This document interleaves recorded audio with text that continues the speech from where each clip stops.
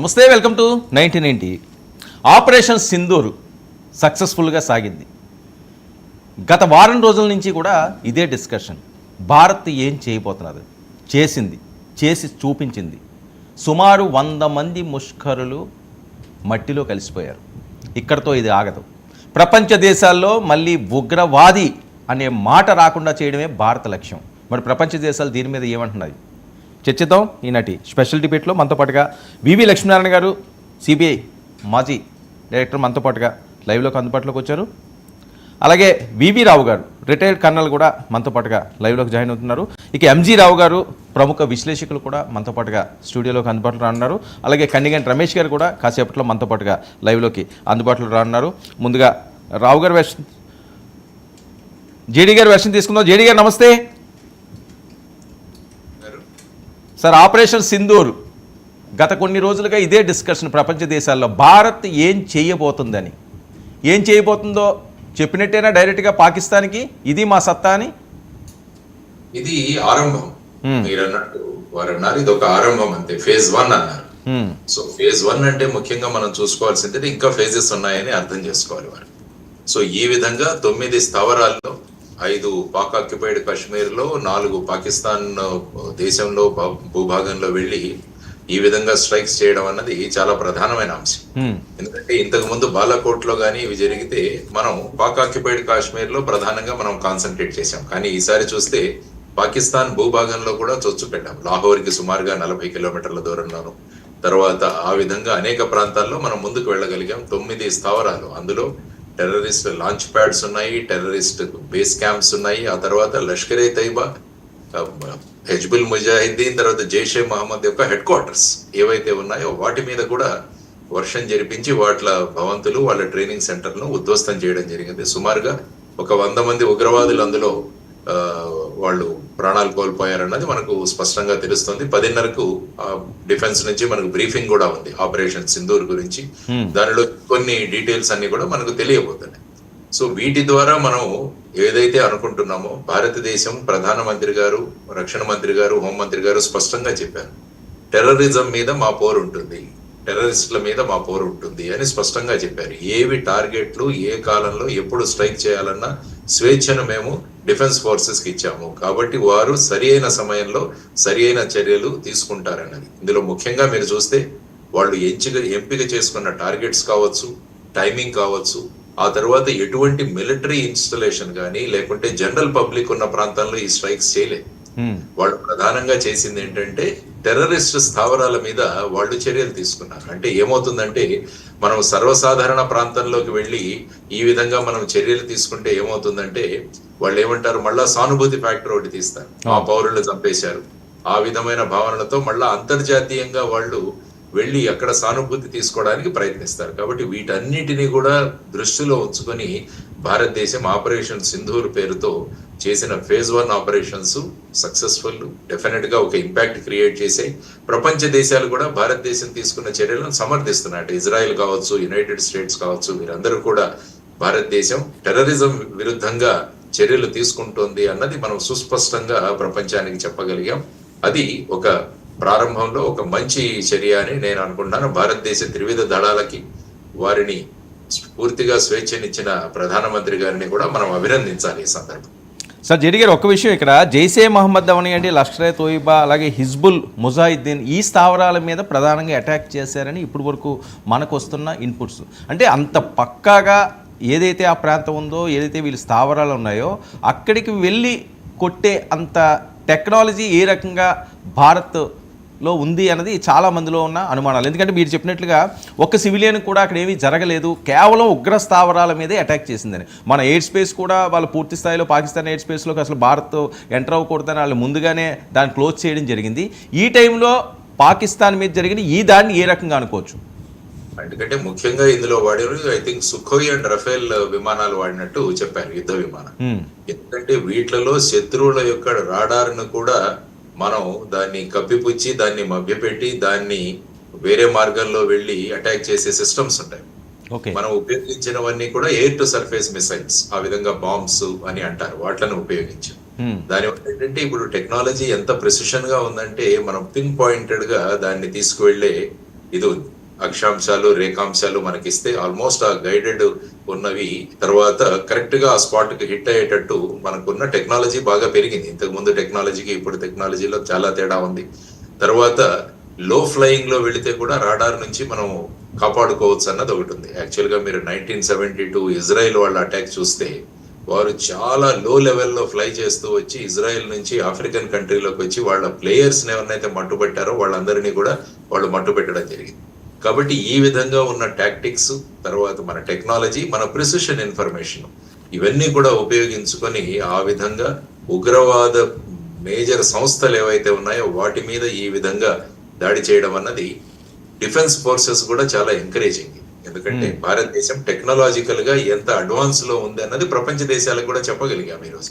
మనం ఇంతకు ముందు ఇజ్రాయెల్ వాళ్ళు హమాస్ లో దాడులు ఏ విధంగా పిన్ పాయింటెడ్ గా చేశారో ఆ విధంగా భారతదేశం కూడా పిన్ పాయింటెడ్ చేసే ఆ స్థాయికి ఉంది అన్నది ఇది సూపర్ పవర్ కి ఒక లక్షణం. సూపర్ పవర్ కి ఒక లక్షణం ఏంటంటే ఆర్మ్డ్ ఫోర్సెస్ ఉండడము, తర్వాత వారి టెక్నాలజీ ప్రెసిషన్ లో ముందుకు వెళితే అటువంటి దేశాలు సూపర్ పవర్ గా ఉంటారు. కాబట్టి భారతదేశం సూపర్ పవర్ గా జరుగుతున్న ఈ ఎదుగుదలలో ఇది కూడా ఒక ప్రధానమైన అంశమని మనం భావించవచ్చు. సో పాక్ కూడా మళ్ళీ కవ్వింపు చర్యలు చేస్తున్నదట. బార్డర్లో చాలామంది సివిలియన్స్ని, ఒక ఇద్దరు ముగ్గురు చనిపోయారని కూడా వస్తున్న వార్తలు. సో పాక్ కూడా ఏదైనా అటాక్ చేసే అవకాశం ఉంటుందండి? పాకిస్తాన్ ఏమవుతుందంటే వాళ్ళు కూడా వాళ్ళ దేశము, వాళ్ళ దేశ పౌరులకి వాళ్ళు కూడా సమాధానం ఇవ్వాలి. చూసాం వాళ్ళ అసెంబ్లీ, వాళ్ళ నేషనల్ పార్లమెంట్ లో ఏ విధంగా అక్కడ ఉన్న సభ్యులు ఏ విధంగా వాళ్ళకి మాట్లాడారో కూడా చూసాం. మన దగ్గర డబ్బులు లేవు, మన దగ్గర ఆర్మ్డ్ ఫోర్సెస్ సరిగా లేవు. ఎందుకంటే పాకిస్తాన్ యొక్క అమ్యునిషన్ ఇవి కూడా మోస్ట్లీ యుక్రెయిన్ కి వెళ్ళింది అన్నది కూడా ఒక ఇన్ఫర్మేషన్ నడుస్తుంది. కాబట్టి ఆయుధ పరంగా కూడా చూస్తే వాళ్ళ శక్తి చాలా తక్కువగా ఉంది. ఆర్థిక పరిస్థితి సరిగా లేకపోవడం వల్ల వాళ్ళ ట్రైనింగ్ కావచ్చు, కొత్త అక్విజిషన్స్ కావచ్చు, ఇవన్నీ వీటిలలో కూడా వెనకబడ్డారు వాళ్ళు. సో ఆ విధంగా ఇప్పుడు ఫైనల్ గా ఏం చేస్తారంటే ఎల్ఓసి లైన్ ఆఫ్ కంట్రోల్ దగ్గర వాళ్ళు కవ్వింపు చర్యలు చేస్తున్నారు. ఇప్పుడే ఆర్టిల్లరీ ఫైర్ అన్నది టోటల్ ఎల్ఓసిలో అనేక ప్రాంతాల్లో చేస్తున్నట్టు, అందులో కొంతమంది భారతీయ పౌరులు తర్వాత వాళ్ళు వీరమరణం పొందారు. ఆ తర్వాత చాలా మంది గాయపడ్డారన్నది కూడా 30 మంది దాకా గాయపడ్డారన్నది ఇప్పుడు ప్రస్తుతం వస్తున్న ఇన్ఫర్మేషన్. కాబట్టి 10:30కి మన ఎగ్జాక్ట్ బ్రీఫింగ్ ఏదో ఉంటుందో అది జరుగుతుంది. కాబట్టి దీనికి భారతదేశం సిద్ధంగానే ఉంది. కాబట్టి మనం ఈ విధంగా చేసినప్పుడు వారు ఖచ్చితంగా వాళ్ళ కవ్వింపు చర్యలు చేస్తారు. దానివల్లనే ఎవాక్యుయేషన్ చేయించాం, చాలా చోట్ల ప్రజలను బంకర్లోకి షిఫ్ట్ చేయించడము, గ్రామాలను ఖాళీ చేయించడం, ఇవన్నీ కూడా జరిగాయి. కాబట్టి ఈ రోజు జేఎండ్కే లెఫ్టినెంట్ గవర్నర్ గారు కూడా చాలా గ్రామాలను వారు ఖాళీ చేయించే ఆదేశాలు కూడా వారు ఇవ్వడం జరిగింది. సో ఇటువంటి చర్యల్లో అటు ప్రతి చర్యలు కూడా ఉంటాయి, దానికి సిద్ధంగా ఉండాలి. ఇవాళ భారతదేశం అంతా కూడా సుమారుగా 259 జిల్లాల్లో సివిల్ డిఫెన్స్ డ్రిల్స్ కూడా ఈరోజు చేస్తున్నాం, మాక్ డ్రిల్స్ అనేవి. అంటే కేసు ఏదైనా ప్రమాదం వస్తే మనల్ని మనం ఏ విధంగా కాపాడుకోవాలి. లక్ష్మణ్ గారు ఇప్పుడు ఆ డ్రిల్స్ ఏవైతే ఉన్నదో దాన్ని క్యాన్సిల్ చేశారండి ఈ రోజు, మరి ఈ ఇష్యూ ఉన్నదా? ఓకే, మేబీ ఈ సంఘటన వల్ల వాళ్ళ రిప్లైస్ వస్తాయి, మేబీ లేటెస్ట్ డెవలప్మెంట్ అవ్వచ్చు. అదర్వైజ్ ఈ రోజు ఈ 259 జిల్లాల్లో డ్రిల్స్ చేయాలని అనుకున్నారు. మరి ఈ ఆపరేషన్ సింధూర్ దాన్ని పరిగణలోకి తీసుకొని దీన్ని మళ్ళా ఎప్పుడైనా పోస్ట్పోన్ చేస్తారు. యాక్చువల్ గా ఈ డ్రిల్స్ అన్నవి మనం పాఠ్యాంశాలుగానే ఇంట్రడ్యూస్ చేయాలి స్కూల్స్ లో, కాలేజెస్ లో. తర్వాత సివిల్ డ్రిల్స్ కూడా నేర్పిస్తూ ఉండాలి. ఇవన్నీ ఒక జీవితంలో ఒక భాగస్వామ్యంగా చేసుకోవాలి. అది మనకు కూడా ఉపయోగపడుతుంది అన్నది నా అభిప్రాయం. ఓకే, కల్నల్ గారు, ఆపరేషన్ సింధూర్ ఏం చెప్తారు సార్? మీ వాయిస్ మ్యూట్లో ఉన్నది, ఒకసారి చెక్ చేయరా? ఓకే, మ్యూట్లో లేదని. ఇప్పుడు వినిపిస్తుందా? ప్లీజ్ మాట్లాడండి. Can you here me? Please మాట్లాడండి సార్. యా, మనం చాలా రిస్ట్రైంట్ వాడేవాడిని. వాళ్ళ పాకిస్తాన్ ని టార్గెట్ చేసుకుని మనం అటాక్ చేయలేదు. కేవలం టెర్రరిస్ట్ ఇన్ఫ్రాస్ట్రక్చర్ అంటే ఏంటంటే వాళ్ళకున్న స్థావరాలు, ట్రైనింగ్ ఏరియాస్, లాజిస్టిక్స్ ఏరియాస్, వాళ్ళు ఉండే క్యాంపులు, వీటినే టార్గెట్ చేశాం.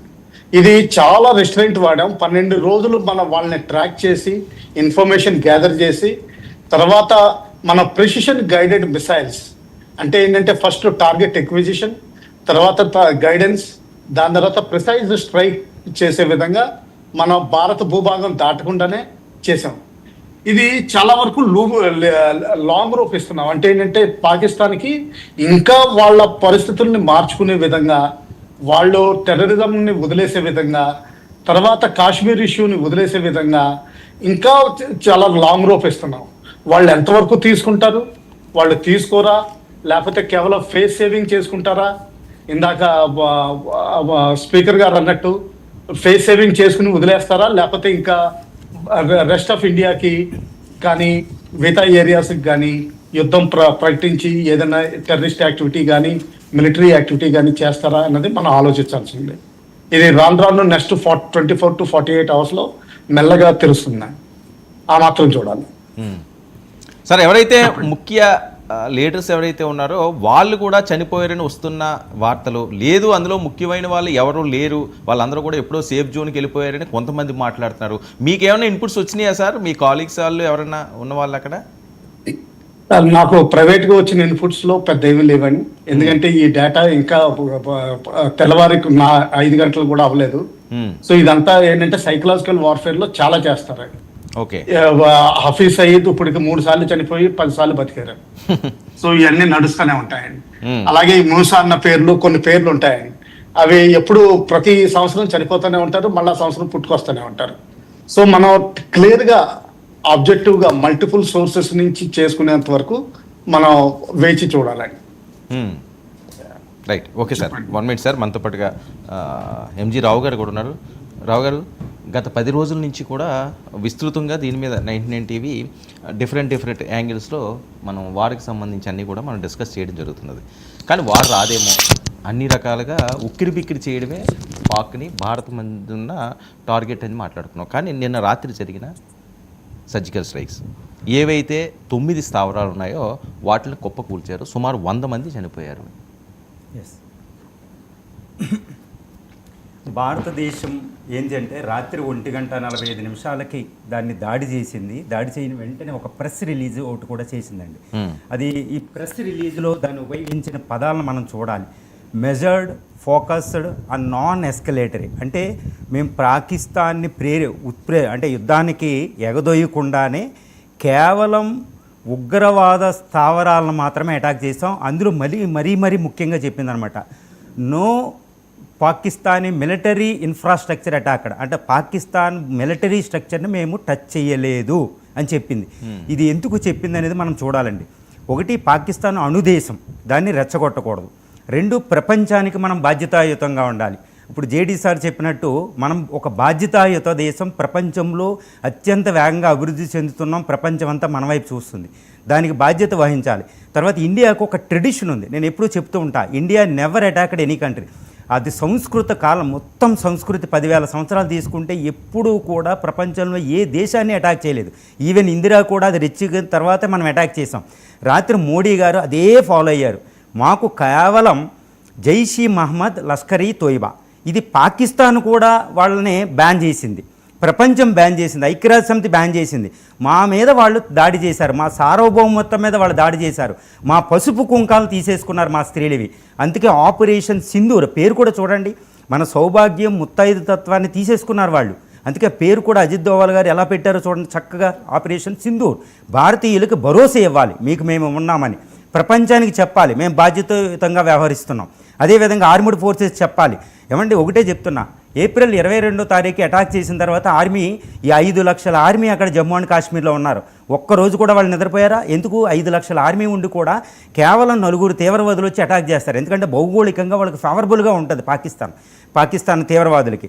సో వాళ్ళకి కంటి నిండా నిద్ర లేదు. భారతీయులకు భరోసా ఇవ్వడం, ప్రపంచానికి భరోసా ఇవ్వడం, యుద్ధం రానివ్వం, రెస్పాన్సిబుల్గా ఉంటాం, తీవ్రవాదులను చంపేద్దాం. ఒక అద్భుతమైన ఒక తీర్పు, భారతదేశ తీర్పు అని మనం ప్రెస్ రిలీజ్ని బట్టి వీటిని బట్టి మనం చూడొచ్చండి. Right, okay. మనతో పాటుగా కండిగంటి రమేష్ గారు కూడా జాయిన్ గారు. రమేష్ గారు నమస్తే. నమస్తే అండి. జై హింద్ సార్. జై హింద్. ఆపరేషన్ సింధూర్ సరిపోద్దా పాక్కి ఈ దెబ్బ? ఇది మొదటి అడిగానా? ముఖ్యంగా పెద్దలు జేడి లక్ష్మీనారాయణ గారికి, వివి రావు గారికి, ఇక్కడ నా పక్కన కూర్చున్న ఎంజీ రావు గారికి, అందరికీ ముఖ్యంగా మొదటి phase of our attack on terrorism, it's a war on terrorism is a crystal clear.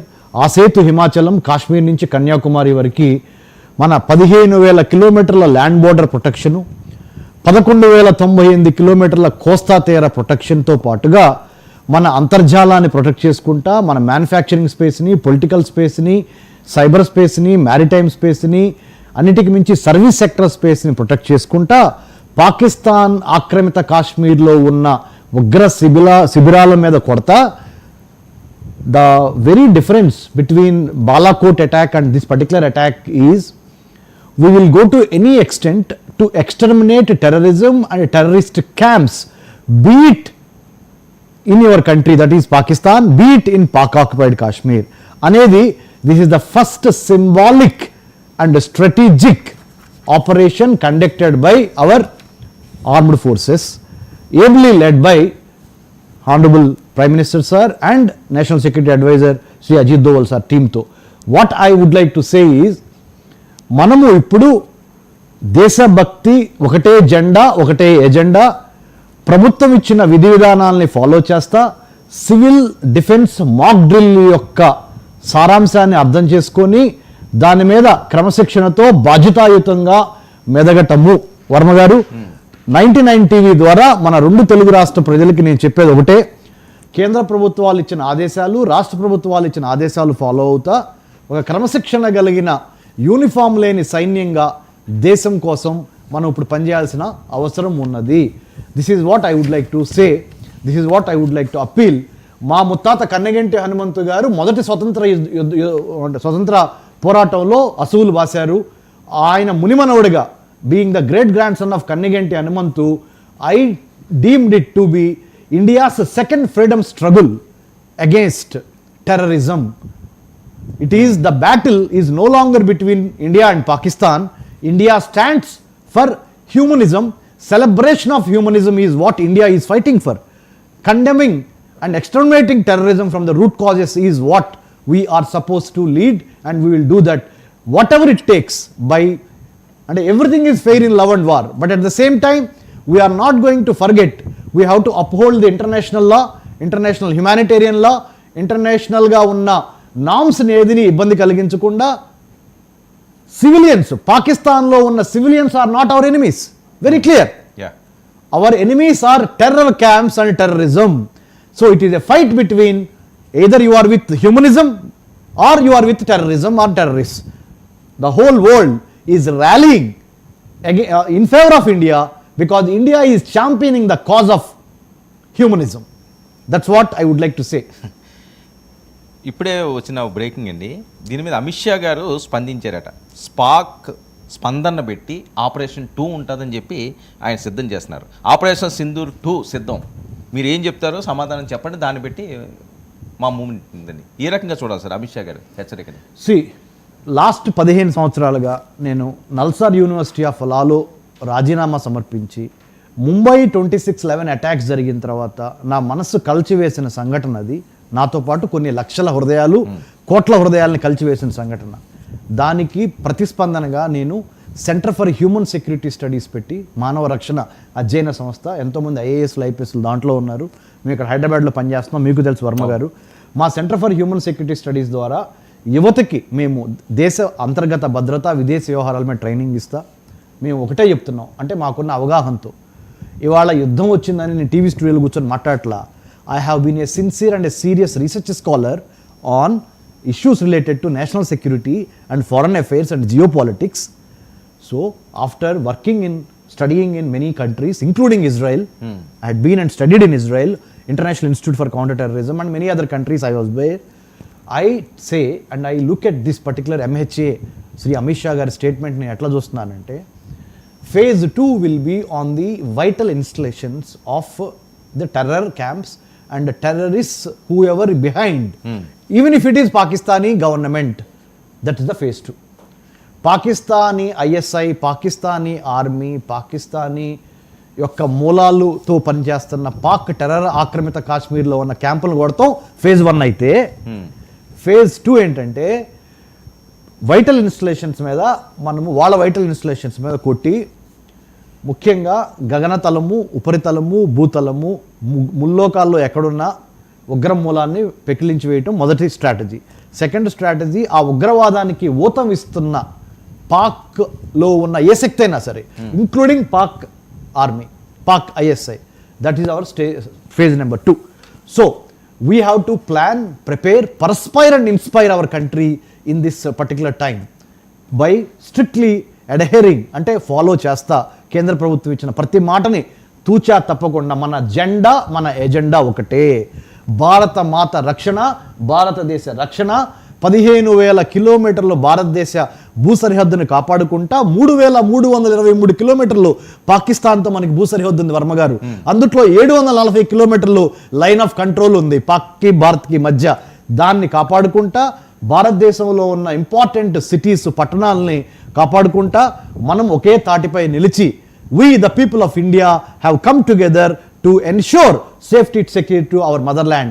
That's what phase 2. Right. Lakshminarayana గారు, రైట్. లక్ష్మీనారాయణ గారు, వివి రావు గారు, చెప్పండి. ఆపరేషన్ సింధూర్ 2 కూడా సిద్ధంగా ఉందని. రెండు కారణాలు ఉండొచ్చండి. ఒకటి ఏంటంటే ఇప్పుడు ప్రస్తుతానికి మన టెర్రరిస్ట్ క్యాంప్స్ మీద ఏ దాడి అయితే చేసామో దీనికి పాకిస్తాన్ రియాక్షన్ ఎలా ఉంటుందన్నది నెక్స్ట్ ఫేజ్ 2 ఆధారపడి ఉంటుంది.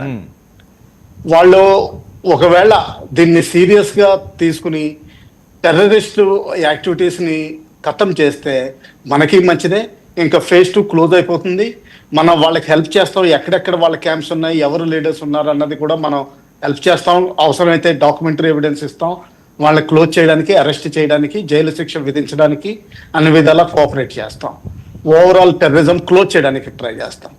కాదు మేమే సపోర్ట్ చేస్తున్నాం, మా పాక్ ఆర్మీ చేస్తోంది, మా పాక్ ఐఎస్ఐ కంట్రోల్లో ఉంది, లష్కరే తోయిబా, జేఈఎం, హెచ్ఎం అన్నవి కేవలం మా ఫ్రంట్లు, మేము కాశ్మీర్ ఇష్యూ వదలం, హిందూ మతం ముస్లిం మతం వేరు, మేము కలిపి ఉండనివ్వం, ఇండియాలో హిందూ మతం హిందూ ముస్లిం రైట్స్ రెచ్చగొట్టడానికి ట్రై చేస్తాం. ఇలాంటిది ప్రయత్నిస్తే మాత్రం దానికి డీటెయిల్ జవాబు ఉంటుంది. ఇది ఫేజ్ 2 అవ్వచ్చు. రెండోది ఏంటంటే ఫేజ్ 2 ఇంకోటి కూడా అవ్వచ్చు. మనం ఎప్పటి నుంచో చెప్తున్నాం పాక్ ఆక్రమిత కాశ్మీర్ని మన కాశ్మీర్ భూభాగంలో తిరిగి కలుపుతామని. అలాగే 12 వేకెన్సీలు, ఎమ్మెల్యే వేకెన్సీలు కూడా కాశ్మీర్ జేఎండ్కే అసెంబ్లీలో ఖాళీగా ఉంచారు. ఆ ఖాళీగా ఉంచిన తర్వాత క్లారిటీ వస్తుంది ఏ ఏరియా ఏంటన్నది. ఇప్పుడు అది కొంచెం అన్నా సరే వెనక్కి తీసుకునే ప్రయత్నాలు కూడా చేయొచ్చు.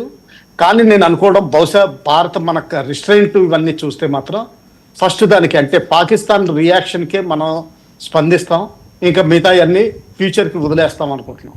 ఓకే, చెప్పండి. లక్ష్మీనారాయణ గారు. ఎస్ సార్, పాక్ ఆక్రమిత కాశ్మీర్ ఇంకా కైవసం చేసుకునే సమయం ఆసన్నమైందా?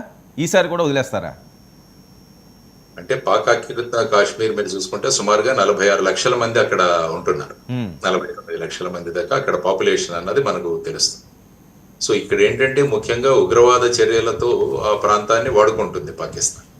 ఆ తర్వాత మీరు చూసుకుంటే పాక్ ఆక్యుపైడ్ కాశ్మీర్లో ముఖ్యంగా గిల్గిట్ బల్టిస్తాన్ కానీ ఆ ప్రాంతంలో ఉన్న యువతరం అంతా కూడా పాకిస్తాన్కు అగేన్స్ట్ గా అనేక చర్యలు వాళ్ళు తీసుకుంటున్నారు. ఎందుకంటే ఆ ప్రాంతం కేవలం ఉగ్రవాద ప్రాంతంగానే అభివృద్ధి చేస్తూ ఆ ప్రాంతంలో ఉన్న యువతరానికి ఎటువంటి ఉద్యోగాలు కానీ ఉపాధి కానీ ఇలాంటి కల్పించట్లేదు. కాబట్టి అక్కడ వాళ్ళు సుమారుగా ఒక 5 లక్షల మందితో ఒక మీటింగ్ జరిగింది మధ్య రీసెంట్ గా, పాకిస్తాన్ ప్రభుత్వం ఏ విధంగా మనం చేస్తుందని. తర్వాత రావు గారు చెప్పినట్టు ఆ ప్రాంతంలో ఉన్న ప్రాతినిధ్యత్వం ఏమీ లేదు అక్కడ నుంచి మెంబర్ ఆఫ్ పార్లమెంట్స్ ఎవరూ లేరు. ఆ తర్వాత వచ్చేసి అక్కడ ఉన్న అసెంబ్లీలు కూడా ఏంటంటే అవన్నీ కూడా ఐఎస్ఐ నడుపుతుంటుంది. సో ఈ విధంగా ప్రజాస్వామ్యానికి కూడా ఒక పెద్ద గొడ్డలిపెట్టు. ఆ తర్వాత అక్కడ ఉన్న ప్రజల్లో కూడా ఒక రకమైన తీవ్రమైన వ్యతిరేకత ఉంది. సో ఈ వ్యతిరేకత ఇవన్నీ తీసి మళ్ళా, ఎందుకంటే ఈ విషయాన్ని మనం ఇంటర్నేషనల్ లెవెల్లోకి తీసుకెళ్ళాం. యుఎన్ దగ్గర ఎప్పుడైతే 1947-48లో ఈ పిఓకే కాన్సెప్ట్ వచ్చిందో అప్పుడు ఈ విషయాన్ని మనమే ఇంటర్నేషనల్ లెవెల్లో యుఎన్ దగ్గరికి తీసుకువెళ్ళాం. మరి దీని నుంచి ఏదైనా సొల్యూషన్ తీసుకుంటారా, ఆర్ ఫోర్స్ఫుల్ గా ఆక్యుపై చేస్తారా, మళ్ళా పాకిస్తాన్ కు ఒక విక్టిమ్ కార్డ్ ఇచ్చే అవకాశం ఉందా? ఇవన్నీ కూడా ఆచితూచి తీసుకోవాల్సిన నిర్ణయాలు. ఫైనల్ గా ప్రభుత్వం ఒక నిర్ణయం తీసుకుంటుంది. ఇందాక వారు రమేష్ గారు చెప్పినట్టు లేకుంటే రావు గారు చెప్పినట్టు ఈ విధంగా ఫేజ్ 1 తర్వాత మనం ప్రపంచ దేశాలను భారతదేశానికి మద్దతుగా పాకిస్తాన్కి వ్యతిరేకంగా మనం తీసుకురాగలిగితే ఇంటర్నేషనల్ ప్రెషర్ పెరిగి వాళ్ళు సరెండర్ చేసే విధంగా మనం ఎక్కడా కూడా ఒక బుల్లెట్ పేల్చకుండా కూడా మనం ఆ విధంగా తీసుకునే అవకాశాలు కూడా మనం చూసుకోవాలి. ఇది కూడా చాలా ముఖ్యమైన విషయం. తర్వాత అక్కడి ప్రజలు మనతో కలిసిన తర్వాత వాళ్ళు భారతదేశానికి మద్దతు ఇచ్చేటట్టు ఉండాలి. లేకుంటే అదొక మళ్ళా సమస్యగా మనకు ఉండకూడదు. లేకుంటే మన వనరులు ఇవన్నీ కూడా అక్కడ పెట్టేసి మనము ఎకనామిక్ స్టేట్ లో మనం పెడుతున్న చర్యలో ఇది మళ్ళా మనకు ఒక బాటిల్ నెక్ కాకూడదు. లేకుంటే మన రిసోర్సెస్ అన్ని అక్కడ పెట్టి వాళ్ళ మద్దతు లేకుండా బలవంతంగా తీసుకొని వస్తే ఏమవుతుందంటే, అందుకనే వాళ్ళ యొక్క యాక్సెప్టెన్స్ తో మనం గనక తీసుకోగలిగితే అది భారతదేశ ప్రగతికి కూడా బాగా ఉపయోగపడుతుంది అన్నది నా అభిప్రాయం. ఇప్పుడున్న సిచ్యువేషన్ లో సాధ్యమా అండి? డెఫినెట్ గా. ఎందుకంటే ప్రతి ప్రాంతం కోరుకుంటున్నది ఏంటంటే ఆర్థిక స్వావలంబన అన్నది చాలా ముఖ్యం. ఎన్ని రోజులు టెర్రరిజము వీటితో ఫీడ్ చేయగలం మనం జనాల్ని చెప్పండి? వాళ్ళకి కావాల్సింది ఉద్యోగాలు, వాళ్ళ యొక్క సాధికారత, ఇవన్నీ ఇవ్వగలిగితే ఎవరైనా కూడా మనతో ముందుకు వస్తారు. కాబట్టి ఆ విధమైన వాతావరణాన్ని వాళ్ళలో క్రియేట్ చేయాలి. They can't feed terrorism through out. అంటే కేవలం ఉగ్రవాదాన్ని వాళ్ళు ఆహారంగా ఫీడ్ గా ఇవ్వలేరు. అది ఏదో కొద్ది క్షణాల్లో కొంత భావోద్వేగాలు కొన్ని రోజులు పనిచేస్తాయి, కానీ మళ్ళా ప్రతి ఒక్కరికి కావాల్సింది ఇప్పుడు చూసుకుంటే మనం కాశ్మీర్ లో కూడా ఆర్టికల్ 370 తీసేసిన తర్వాత టూరిజం వచ్చిన తర్వాత అక్కడ టెర్రరిస్ట్ ఇన్సిడెంట్లు తగ్గిపోయాయి. ఎందుకంటే అందరూ కూడా ఆర్థికంగా బలోపేతం అయ్యారు. యువతరానికి కూడా అక్కడ ఉద్యోగాలు రావడం మొదలు పెట్టాయి. ఈ తర్వాత వాళ్ళు టూరిజం ద్వారా సంపాదించుకుంటున్నారు.